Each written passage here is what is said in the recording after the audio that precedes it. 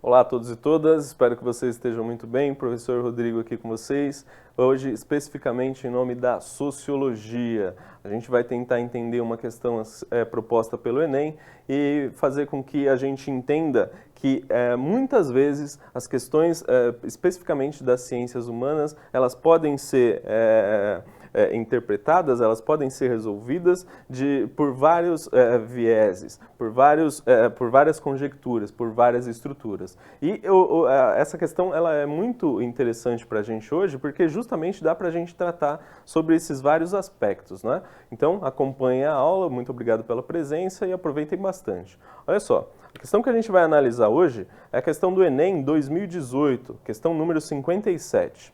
Vamos lê-la aqui, por favor.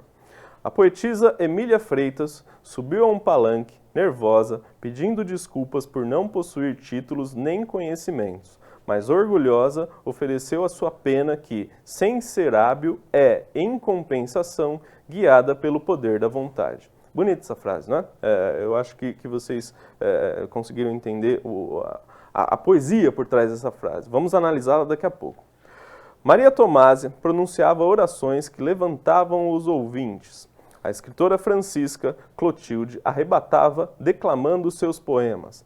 Aquelas angélicas senhoras, heroínas da caridade, levantavam dinheiro para comprar liberdades e usavam de seu fazerem alforrias gratuitamente. Usavam de seu, talvez, para fazerem alforrias gratuitamente. Tudo bem? Questãozinha do Enem de Sociologia. Olha só, vamos tentar analisá-la por vários vieses. Seria fundamental você conhecer a Emília Freitas? Tá, seria ótimo, seria muito bom. Isso facilitaria muito as coisas. Entretanto, não seria primordial para resolver a questão. Vamos tentar entender o porquê. Olha só, no contexto, Emília de Freitas, ela foi uma escritora brasileira que viveu ali na segunda metade do século XIX.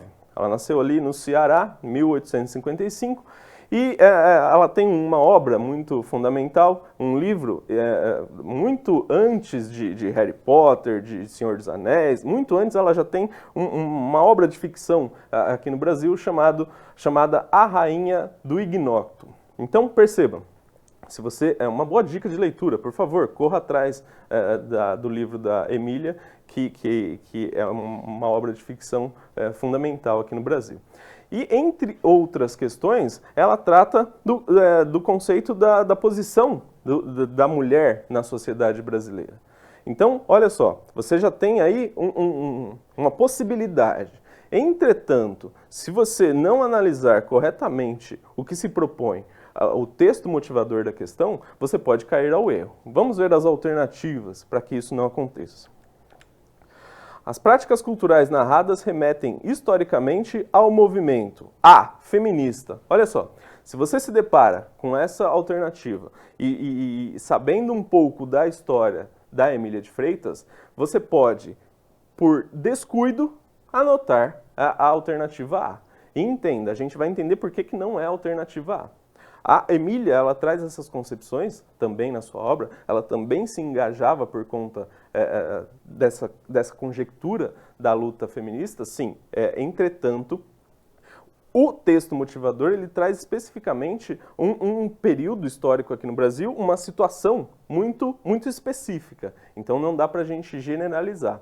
Lembrando, os movimentos feministas, eles surgem fundamentalmente na Europa, depois nos Estados Unidos, trazendo o que a gente conhece como primeira onda do feminismo, justamente que é a luta pelo voto, pelo sufrágio, não é? Então, o direito das mulheres ao voto, tá bom? Então, entretanto, essa questão ela não traz essa manifestação desse contexto, ela traz um outro contexto específico que a gente vai descobrir daqui a pouquinho.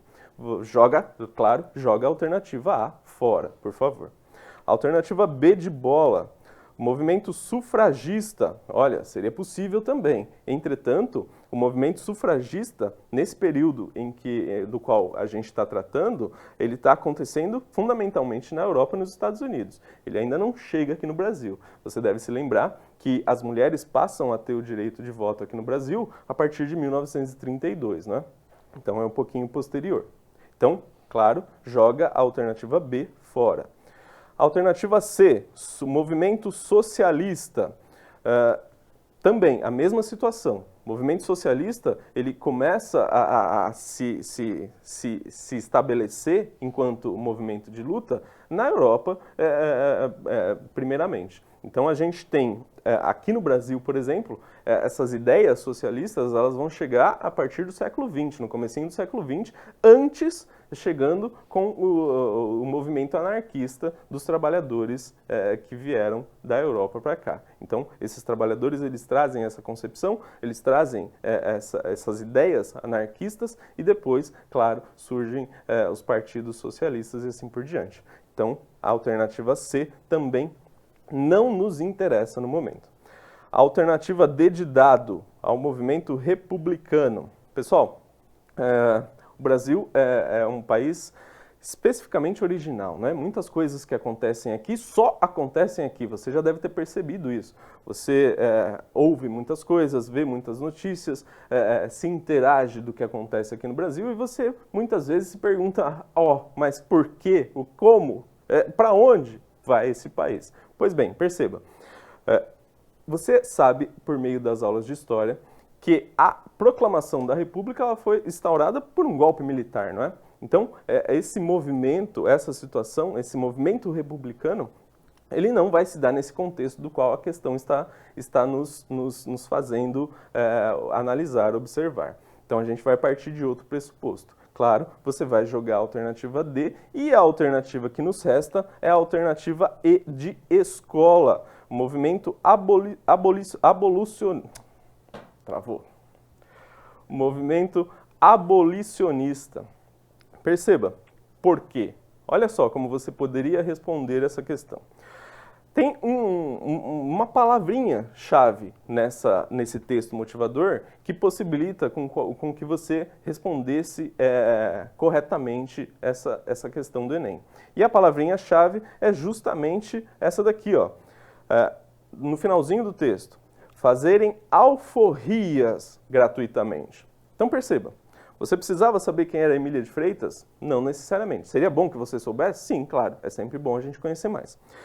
Entretanto, se você lê com atenção o texto motivador, você vai ver que essa palavrinha, alforria, ou seja, significa conceder a liberdade ao escravo, é justamente a que nos possibilita responder corretamente a questão. É a partir de uma palavrinha que você consegue especificar corretamente a alternativa. Então perceba, seria ótimo, excelente você conhecer a teoria,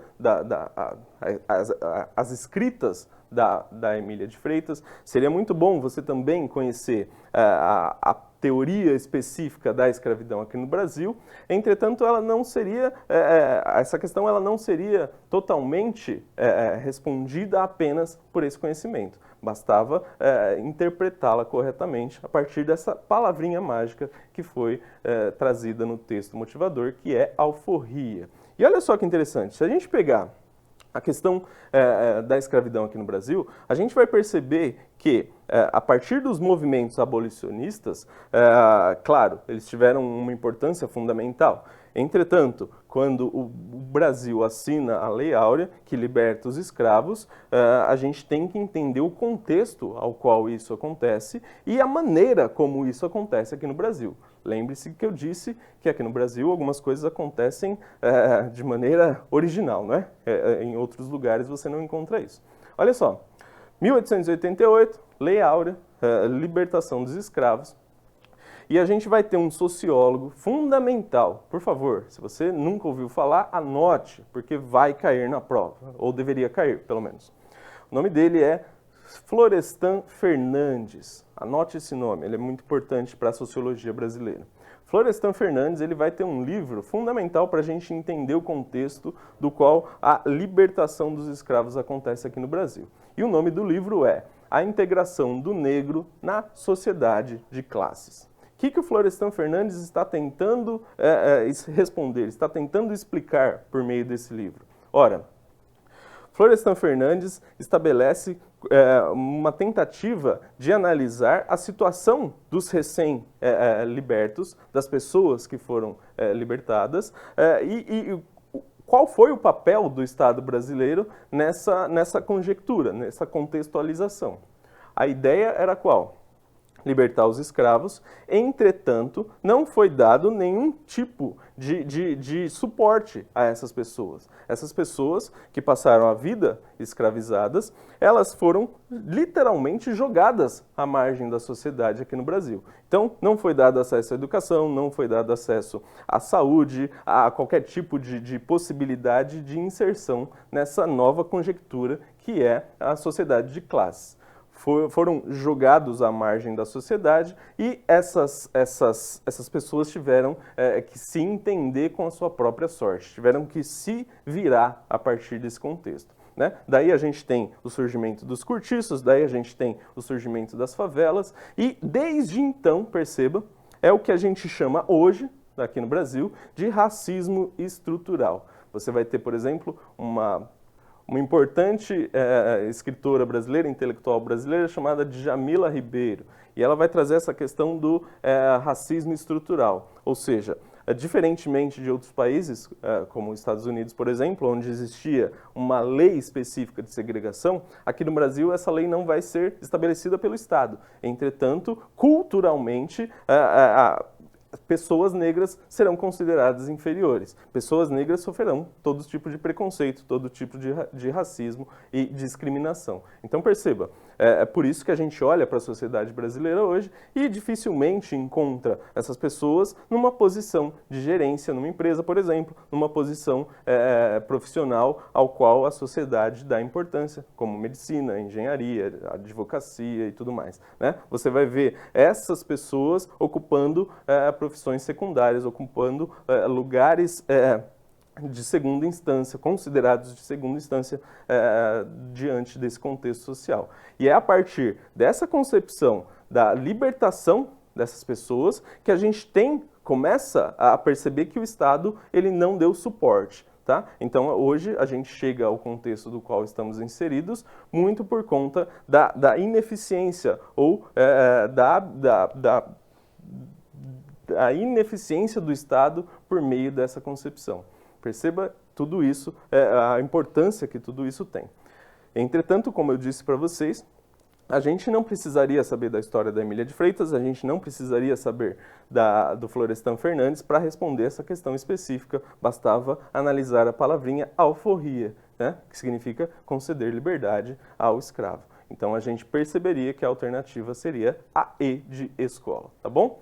No mais, eu agradeço muito a participação de vocês, a presença, espero que essa aula tenha contribuído para a sua formação e para que você consiga estabelecer uma ótima relação entre você e a sua prova. Um grande abraço a todos, fiquem muito bem, continuem acompanhando as aulas, tá? Fiquem bem.